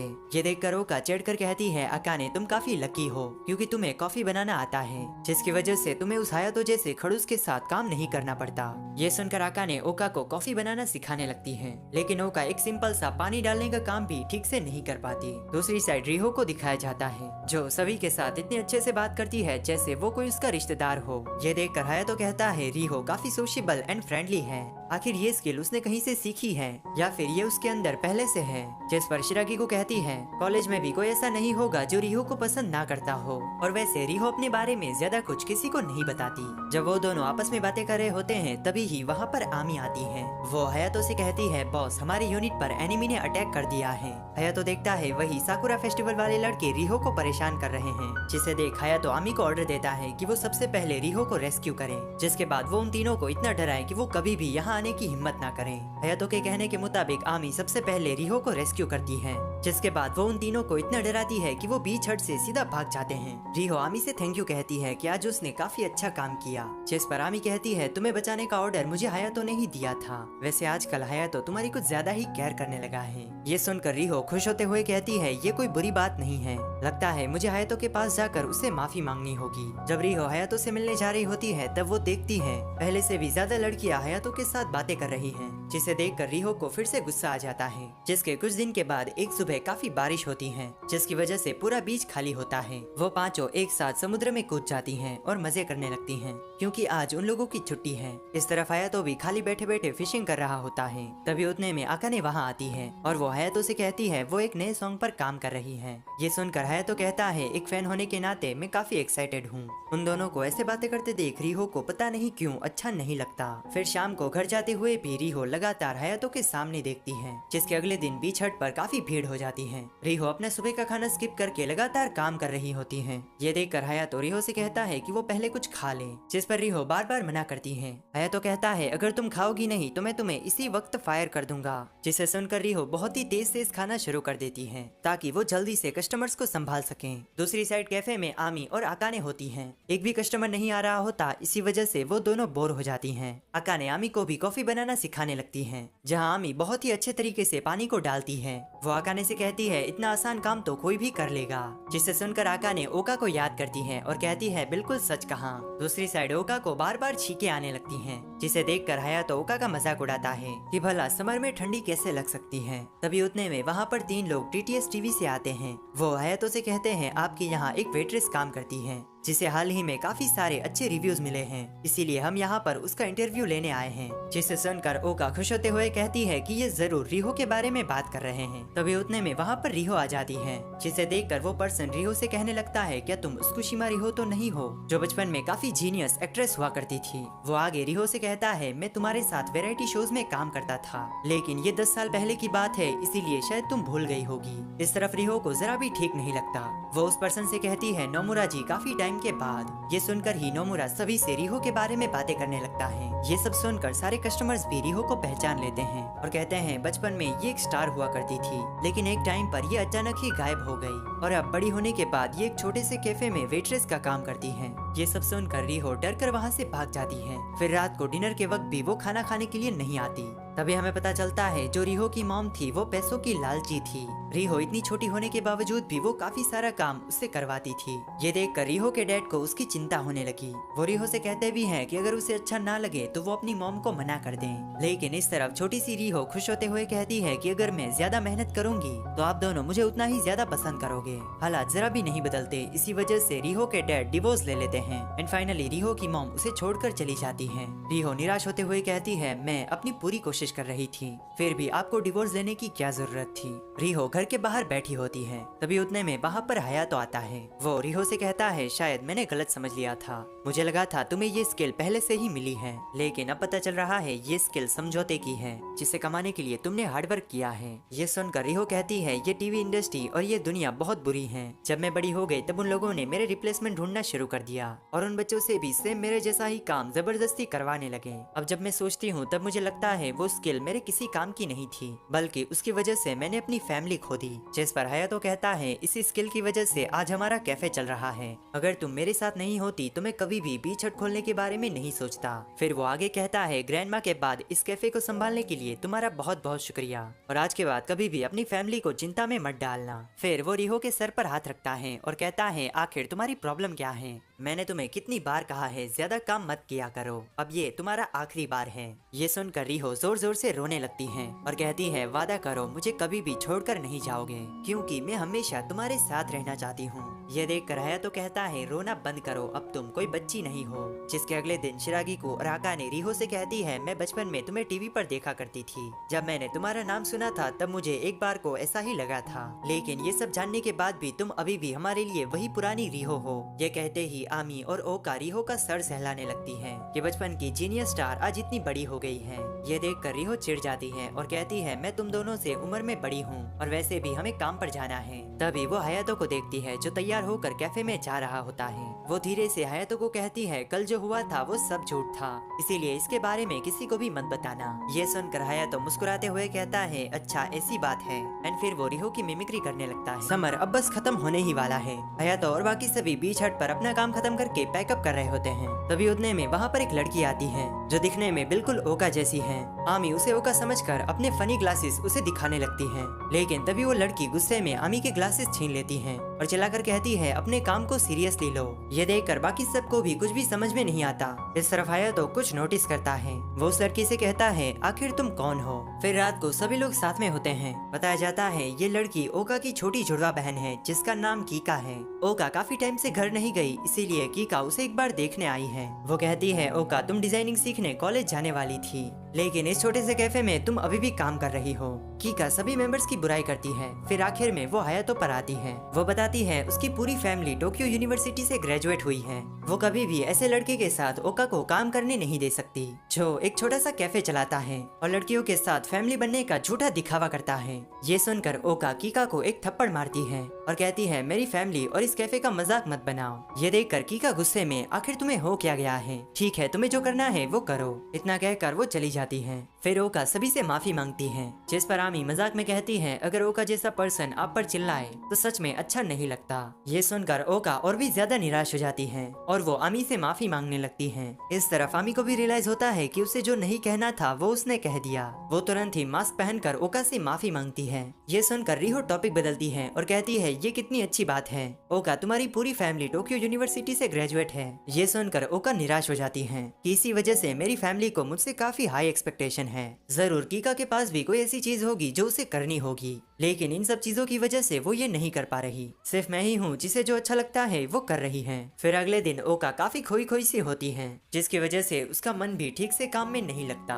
वो गलती से ग्लासेस तोड़ देती है। ये देखकर शिरागी को कहती है, कल आमी ने जो कहा क्या तुम उसके बारे में सोच रही हो? जिस पर ओका मना करती है कि ऐसा कुछ भी नहीं है। तभी कीका को दिखाया जाता है जो चुपके से ये सब देख रही है। वो कहती है, अच्छा तो उस बेवकूफ लड़की का नाम आमी है। जिसके बाद वो हायातो की तरफ देखती है और अचानक ही वो वहाँ से चली जाती है। फिर वो सीधा कैफे पर होती है, जहाँ वो आमी और अकाने को बातें करते हुए देखती है। आमी निराश होते हुए कहती है, आज सुबह से ही ओका अच्छे मूड में नहीं है। शायद मैंने जो कल कहा वो मुझे नहीं कहना चाहिए था। जिस पर अकाने कहती है, अगर तुम्हें इतना ही बुरा लग रहा है तो एक और बार ठीक तरीके से माफी मांग लो। और हाँ, तुम्हारी मजाक करने की आदत काफी बुरी है तो इस पर थोड़ा ध्यान रखना। जिस पर आमी निराश होते हुए कहती है कि वो आगे से ध्यान रखेगी। ये सुनकर कीका वहाँ से जाने लगती है, लेकिन तभी वो बोर्ड पर चीज केक देखकर रुक जाती है। वो चीज केक ट्राई करने के बारे में सोचती है, क्योंकि ओका जब आखिरी बार घर आई थी तब उसने कीका से कहा था कि वो उन लोगों के कैफे का चीज केक ट्राई करें। चीज केक खाने के लिए कीका अपनी पर्सनालिटी छुपाकर कैफे में जाने लगती है।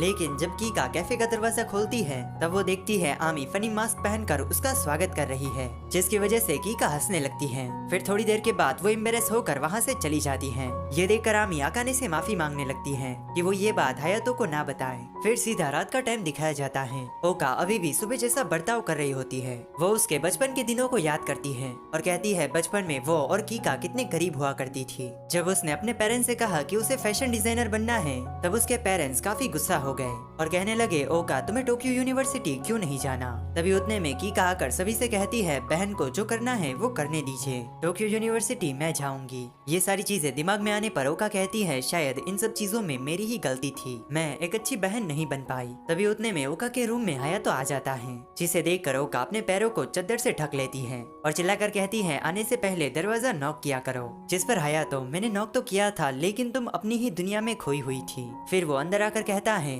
अगर कल जो हुआ उसकी वजह से तुम्हें इतना ही बुरा लग रहा है तो फिर तुम कीका से माफी मांगकर उससे सुलह क्यों नहीं कर लेती? फिर वो आगे कहता है, आज सुबह बीच हट पर कीका छुपकर तुम्हें देख रही थी, जरूर वो तुम्हारे साथ बात करना चाहती होगी। ये सब सुनकर ओका को विश्वास नहीं होता कि भला कीका उससे सुलह क्यों करना चाहती है। जिस पर हायातो कहता है, कल जब वो आई थी तब उसने सभी को टेबल पर बुलाया था, जिसका रीजन उसने नहीं बताया। इसके अलावा कल जब वो सबकी बेइज्जती कर रही थी तब उसने ऐसा कुछ भी नहीं कहा, जिसकी वजह से तुम्हारी क्रेडिट हम सबके सामने डाउन हो। जिसके बाद वो आगे कहता है, तुम दोनों जुड़वा हो, इतनी चीजें तो तुम्हें कहे बिना भी पता चल जानी चाहिए। कल तुम्हारी छुट्टी है, इसीलिए कीका के पास जाकर सब कुछ सॉर्ट आउट कर लेना, क्योंकि मैं और ग्लास टूटते हुए नहीं देख सकता। जिसके अगले दिन ओका रेडी होकर कीका से मिलने जाने लगती है, लेकिन सुबह सुबह कीका खुद ओका से मिलने आ जाती है। फिर वो दोनों किसी शांत जगह पर होती हैं। ओका कहती है, हायातो की वजह से मुझे पता चला कि उस दिन मैंने तुम्हें गलत समझ लिया था। ये सुनकर कीका ऊंची आवाज में कहती है, सच कहा, तुमने सब गलत समझ लिया था। मैं उस टाइप की लड़की नहीं हूँ जो दूसरों के लिए अपने ड्रीम्स को सेक्रीफाइस कर दे।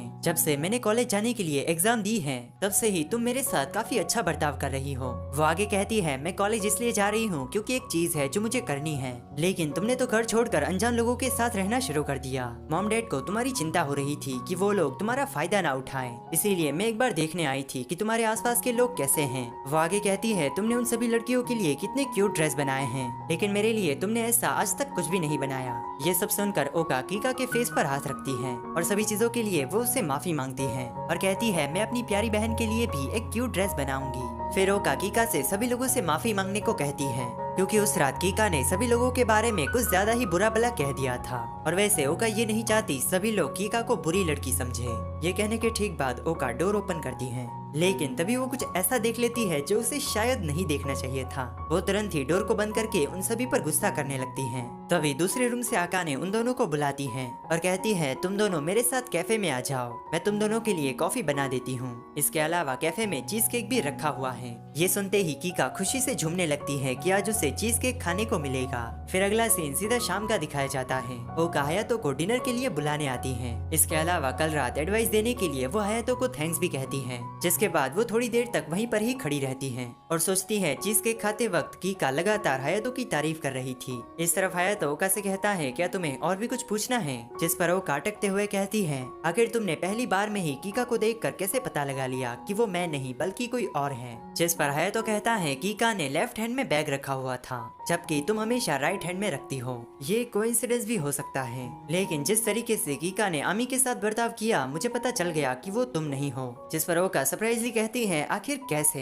हयातो आगे कहता है भले ही तुम दिखने में गुस्सैल, निठल्ली और अजीब लड़की हो। ये सुनते ही ओका को बहुत ही ज्यादा गुस्सा आ जाता है, लेकिन हम 6 में से तुम सबसे ज्यादा केयरिंग पर्सन हो और जिसे भी तुम अपनी फैमिली मानती हो तुम कभी भी उसके साथ वैसा बर्ताव नहीं कर सकती। ये सुनते ही ओका तुरंत चौपर बन जाती है कि बेवकूफ अब मेरी इतनी भी तारीफ मत करो। जिसके बाद ओका हयातो के बारे में कहने लगती हैं कि उस रात कीका ने तुम्हारे बारे में काफी कुछ बुरा कहा था, लेकिन फिर भी तुम हमेशा की तरह कूल रहे। मुझे तुम्हारी यही बात अच्छी लगती है। तभी उतने में हयातो चिल्लाकर कहता है अरे याद आया, क्या तुमने कीका को बताया था कि मैं भी एक टोक्यो यूनिवर्सिटी का स्टूडेंट हूँ? वो भला मेरे एजुकेशन की इंसल्ट कैसे कर सकती है? ये देखकर ही ओका का खुशी से भरा चेहरा तुरंत ही उतर जाता है। जिसके काफी दिनों के बाद एक रात आका ने हयातो के लिए आइस कॉफी लेकर आती है। वो हयातो को लगातार काम करते देख कहती है तुम हमेशा रिहो को कहा करते हो, लेकिन लगता है तुम्हें भी थोड़ा आराम करने की जरूरत है। हयातो एक बार B-छठ का काम पूरा हो जाए उसके बाद थोड़ी राहत मिलेगी। तभी आका ने हयातो के रूम में काफी सारी बुक्स को देखकर कहती है अब लगता है तुम किसी यूनिवर्सिटी के स्टूडेंट हो। जिस पर हयातो कहता है ये मैंने एंट्रेंस एग्जाम के लिए खरीदी थी। उतने में हयातो को आकाने की पैंट्स दिखाई देती हैं। वो तुरंत ही अपना फेस घुमाकर बातें करने लगता है। थोड़ी देर तक ऐसे ही बातों में आकाने इनडायरेक्टली हयातो को कन्फ्रेस करती है, जिससे हयातो समझ जाता है और कहता है मेरे पास अभी इन सब चीजों के लिए टाइम नहीं है। सबसे पहले मुझे इस साल में ग्रैंडमा का बिजनेस ठीक से चलाना होगा। ये काम पूरा हो जाए उसके बाद मैं जरूर ये सारी चीजें करना चाहूंगा। ये सुनने के बाद आकाने जाते हुए कहती है अभी हयातो ने मेरे कन्फ्रेशन को होल्ड पर रखा है, वो जरूर अपना रिप्लाई आगे देगा। तभी दिखाया जाता है ये सब कुछ शिरागी को छुप कर देख लेती है। जिसके अगले सीन में सभी लोग पब्लिक बात लेने के लिए जा रहे होते हैं। इस तरफ ओका गुस्से में कहती है हमारा बाथटब इतनी आसानी से कैसे टूट सकता है? जिस पर हयातो अब इतने पुराने घर से तुम और उम्मीद भी क्या लगा सकती हो? रास्ते में जाते हुए रिहो बार बार हयातो से नया टॉयलेट लगवाने की जिद करती है। हयातो के मना करने पर वो उसके सामने नखरे करने लगती है। इस तरफ ये सारी चीजें आकाने ध्यान से देखती है। फिर जब वो सभी पब्लिक बात में होते हैं तब मौका मिलने पर आकाने रिहो से पूछ लेती है कि वो हयातो के बारे में आखिर क्या सोचती है, लेकिन रिहो कैफे के बारे में बातें करने लगती है। वो कहती है अभी भी हयातो को कस्टमर्स के साथ थोड़ा और फ्रेंडली होने की जरूरत है। इतना कहने के बाद वो टब से बाहर निकल जाती है। फिर वो अकेले में सोचती है अभी इन सब चीजों के बारे में बातें करने का वक्त नहीं है। सबसे पहले हम सबको मिलकर ग्रैंडमा का कैफे ठीक से चलाना होगा। शायद हयातो भी अभी इसी के बारे में सोच रहा होगा।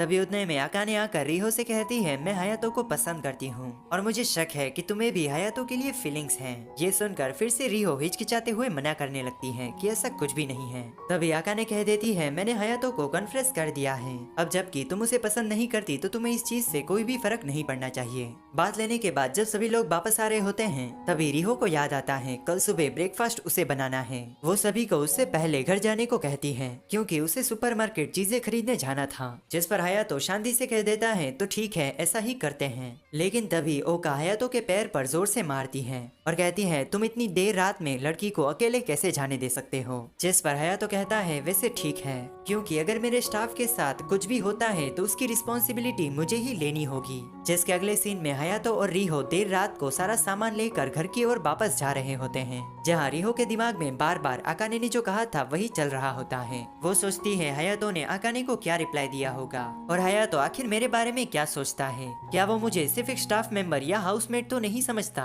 जिसकी थोड़ी देर बाद वो कहती है मैं ऐसा नहीं चाहती, मैं घर के अंदर सभी लोगों से बड़ी हूँ, जिसकी वजह से मैंने कैफे में सबसे ज्यादा काम किया है। लेकिन सच कहूँ तो मैं भी हयातो को पसंद करती हूँ। फिर वो आगे सोचती है यही टाइम है, मुझे अपनी फीलिंग्स हयातो को बता देनी चाहिए। इतना सोचने के बाद वो हयातो से कह देती है हयातो मुझे लगता है मैं तुम्हें प्यार करती हूँ। ये सुनकर तो हयातो का फेस भी रेड हो जाता है। थोड़ी देर तक ऐसे ही चुप रहने के बाद रिहो कहती है क्या होता अगर मैं तुम्हें अचानक ये कहती? जरूर ये तुम्हारे लिए एक प्रॉब्लम है। जिस पर हयातो कहता है इसमें प्रॉब्लम जैसा कुछ नहीं है, बल्कि सभी की तरह मुझे भी खुशी होती, लेकिन अभी इन सब चीजों के लिए मेरे पास टाइम नहीं है। सबसे पहले मुझे ग्रैंडमा का कैफे ठीक से चलाना होगा, फिर ही मैं इन सब चीजों के बारे में सोच सकता हूँ। ये सुनकर रिहो खुश हो जाती है और कहती है अभी मैं इस आंसर से ही खुश हूँ। इस तरफ हयातो पूरा कंफ्यूज होता है। वो कहता है सच कहूँ तो मुझे भी नहीं पता कि मुझे इस टाइम पर क्या कहना चाहिए था। जिसके अगले दिन कैफे में काम पूरा होने के बाद आकाने जबरदस्ती हयातो को कॉफी बनाना सिखाने लगती है। वो जानबूझकर हयातो का हाथ अपनी चेस्ट पर ले जाती है। ये देखकर रिहो बहुत ही ज्यादा गुस्से में आ जाती है। वो तुरंत ही उन दोनों से कहती है ये कोई बार नहीं है, फिर रिहो लगातार अकाने के सामने गुस्से से देखने लगती है। इस तरफ हयातो ये देखकर पेपर फिल्टर्स लेने चला जाता है। हयातो के जाते ही रिहो तुरंत ही अकाने से कहती है, आखिर तुम मेरे सामने हयातो के साथ वो सारी चीजें करके साबित क्या करना चाहती थी। जिस पर अकाने शांति से कहती है, अभी कोई भी कस्टमर नहीं है और वैसे तुम हयातो को पसंद नहीं करती, इसीलिए तुम्हें इससे कोई भी प्रॉब्लम नहीं होनी चाहिए। ये सुनकर रिहो चिल्लाती है कि मैं भी हयातो को पसंद करती हूँ, इसीलिए अगर मेरे सामने तुम हयातो के साथ वो सारी चीजें करोगी तो मुझे गुस्सा आएगा। ये सुनकर अकाने खुश हो जाती है और कहती है, माफ करना रिहो, ये मैंने जानबूझकर किया था क्योंकि तुम हमेशा दूसरों की वजह से खुद पीछे हट जाती हो।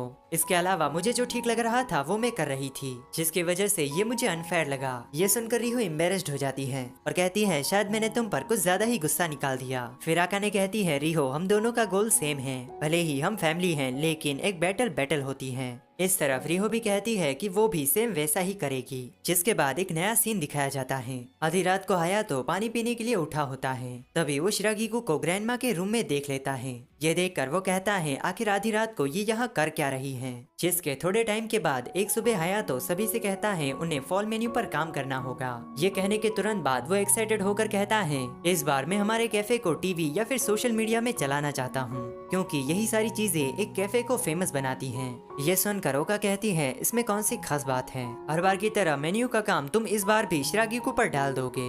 अगर तुम्हारे पास पहले से ही कोई प्लान होता तो हम ऐसे अभी बातें थोड़ी कर रहे होते। जिसके बाद वो शिरागिको से कहती है, सच में कितना बेवकूफ है ना ये। लेकिन तभी अकाने हयातो की तारीफ करने लगती है। ये देखकर रिहो भी हयातो के बारे में अच्छी बातें कहने लगती है। ये देखकर हयातो कहता है, तुम दोनों मजाक करना बंद करो, मैं इसमें नहीं फंसने वाला। ये सुनकर वो दोनों कहती है, लगता है ये ट्रिक हमें थोड़े दिन तक इस्तेमाल नहीं करनी चाहिए। इस तरफ ये सब देखकर ओका को कुछ भी समझ में नहीं आता, लेकिन पता नहीं क्यों ये सब सुनकर शिरागिको को अच्छा नहीं लगता। इसके अलावा पब्लिक बात में अकाने ने जो रिहो को बताया था वो भी शिरागिको ने सुन लिया था। सीन यहाँ पर कट होता है। जिसके बाद हयातो किचन में होता है। इस बार का फॉल मेन्यू वो खुद बनाने वाला है और उसे असिस्ट करने के लिए उसने शिरागिको को बुलाया है। इस तरफ शिरागिको हयातो के साथ कुकिंग करने के लिए एक्साइटेड होती है। तभी हयातो शिरागिको से कहता है, मैं हर बार ओका की मदद नहीं ले सकता, और वैसे तुम्हारा कॉलेज भी शुरू होने वाला है, इसीलिए अब मुझे ये खुद से ही सीखना होगा, क्योंकि तुम कभी न कभी ये जॉब छोड़कर चली जाओगी। ये सुनकर शिरागिको की आंखों में आंसू आ जाते हैं। वो कहती है, तुम इतनी नेगेटिव चीज आखिर कैसे कह सकते हो,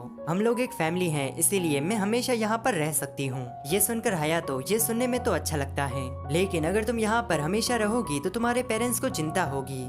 ये सुनकर शिरागिको गुस्से में आ जाती है, अगर ऐसा है तो मैं तुम्हारी मदद नहीं करने वाली, खुद ही नया मेन्यू ढूंढ लो, यही तुम्हारे लिए अच्छा होगा। ये देखकर हयातो शिरागिको से माफी मांगता है और कहता है, ठीक है, जब तक तुम यहाँ रहना चाहती हो रह सकती हो। जिसके बाद दोनों साथ में मिलकर एक डिश रेडी करते हैं। काम पूरा होने के तुरंत बाद शिरागिको हयातो को कन्फ्रेस करती है। वो हयातो से कहती है, जब तक तुम भी मेरे जैसा फील नहीं करते तब तक मैं तुम्हारे साथ जबरदस्ती नहीं कर सकती, और अभी मैंने तुम्हें इसलिए बताया ताकि तुम्हें पता चले। इस तरफ ये सब सुनकर हयातो को अजीब लगता है। वो कहता है, क्या तुम फिर से ड्रंक तो नहीं हो गई। जिस पर शिरागिको कहती है, अभी मैं सीरियस हूँ। 2 ही सेकंड्स में वो हयातो की टी शर्ट निकालते हुए कहती है, जब तक ये स्मेल आ रही है तब तक। ये देखकर हयातो जोर से चिल्लाता है, आखिर किसकी वजह से। तभी उसकी नजर अल्कोहल वाले वाइपर पर जाती है। ये देखकर हयातो शिरागिको से कहता है, मैंने तुम्हें कहा था यहाँ पर सफाई मत करना। इस तरफ शिरागिको अपने कपड़े निकालने लगती है। हयातो किसी तरह शिरागिको को सुला देता है। फिर वो कहता है, आखिर शिरागिको ने ड्रंक होने से पहले कितना कहा था। फिर शाम को वो दोनों मेन्यू के लिए चीजें खरीदने जाते हैं। शिरागिको हयातो से माफी मांगती है कि मेरी वजह से तुम्हें भी मेरे साथ आना पड़ा।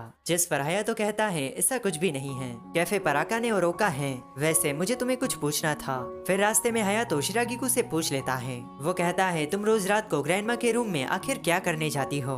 ये सब सुनकर शिरागिको का फेस रेड हो जाता है। जिसके बाद दिखाया जाता है, जब शिरागिको छोटी थी तब वो अपने डैड के साथ इस कैफे पर आई थी। दरअसल जो शिरागिको के डैड हैं वो एक टाइम पर ग्रैंडमा के स्टूडेंट हुआ करते थे और हाल ही में वो अपना रेस्टोरेंट टोक्यो में खोलने जा रहे हैं। इसी वजह से वो ग्रैंडमा को इनविटेशन देने आए हैं। शिरागिको के डैड ग्रैंडमा को ऐसे काम करते देख चौंक जाते हैं। वो ग्रैंडमा से कहते हैं, आप बहुत ही बढ़िया खाना बनाती हैं और वैसे आपके पास इन सब चीजों की नॉलेज भी है, फिर भी आप इतने सिंपल से मेन्यू और इतने छोटे से कैफे में काम क्यों कर रही हैं? तभी उतने में वहाँ पर हयातो आ जाता है। वो आते ही खाने की जिद करता है। ग्रैंडमा के मना करने पर वो चिल्लाकर चला जाता है। ये देखकर ग्रैंडमा हंसते हुए कहती है, ये मेरा पोता हयातो है, पता नहीं इसने तेज बोलना आखिर कहाँ से सीखा। तभी वो शिरागिको से कहती है फ्रीजर में आइसक्रीम रखी हुई है, जाकर हयातो के साथ मिलकर खाओ। जब शिरागिको अपने दोनों हाथों में आइसक्रीम लेकर हयातो को ढूंढ रही होती है तब गलती से वो नीचे गिर जाती है और आइसक्रीम सीधा फुआ के महंगे शूज पर गिरती है। ये देखकर फुआ काफी गुस्से में आ जाता है। ये वही पर्सन है जिससे ग्रैंडमा ने कुछ पैसे उधार लिए थे। ये सब देखकर फुआ शिरागिको पर गुस्सा करने लगता है, लेकिन तभी हयातो फुआ पर पानी डालता है और कहता है तुम्हें दिखता नहीं क्या, यहाँ पर मैं पानी छिड़क रहा हूँ, इसीलिए रास्ते से हटो। हयातो को देखकर फुआ उस पर भी जोर से चिल्लाता है, लेकिन तभी आसपास के लोगों को देखकर वो वहाँ से चुपचाप चला जाता है ताकि उसकी रेप्यूटेशन खराब ना हो। ये देखकर शिरागिको हयातो को थैंक्स कहती है। इस तरफ हयातो कहता है वैसे भी मुझे इस पर्सन से नफरत है, ये हर बार ग्रैंडमा पर चिल्लाता है। ये सब देखकर शिरागिको हयातो से इम्प्रेस हो जाती है। सारी बात सुनने के बाद हयातो कहता है ऐसा भी कुछ हुआ था क्या, मुझे तो कुछ भी याद नहीं। फिर वो आगे कहता है इसमें छुपाने जैसा क्या था, ये तो तुम मुझे पहले भी बता सकती थी। जिस पर शिरागिको कहती है अगर मैं ऐसा करती तो तुम्हें ग्रैंडमा की शेफ वाली बात पता चल जाती। ये सुनकर हयातो कहता है भला ग्रैंडमा मुझसे ये बात छुपाना क्यों चाहती थी, वैसे मैंने ये देखा भी था, पड़ोसी कैफे वाले मुझसे ये बात छुपा रहे थे। ये सुनकर शिरागिको मना करती है कि इसका रीजन तो मैं भी तुम्हें नहीं बता सकती क्योंकि मैंने ग्रैंडमा से प्रॉमिस किया है। तभी दिखाया जाता है जब पहली बार शिरागिको ग्रैंडमा के यहाँ खाना बनाना सीखने आई थी तब ग्रैंडमा ने शिरागिको से एक प्रॉमिस मांगा था। वो शिरागिको से कहती है अगर तुम फ्यूचर में कभी भी हयातो से मिलो तब ये बात तुम हयातो को मत बताना कि मैंने आखिर शेफ का काम क्यों छोड़ा।